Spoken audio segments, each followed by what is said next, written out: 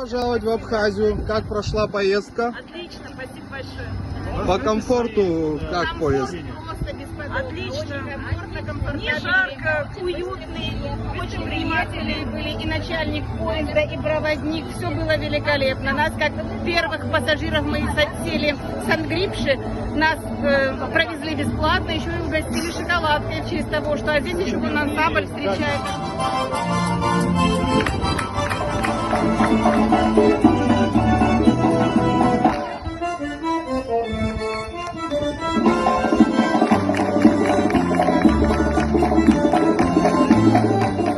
Как прошла первая поездка, что скажете? Все отлично, все удачно, все хорошо.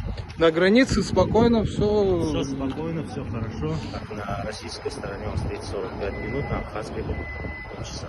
С какой скоростью сюда ехали на территории У Абхазии? нас установленная скорость 60 км в час. Сколько пассажиров было? 60 пассажиров. 60 пассажиров.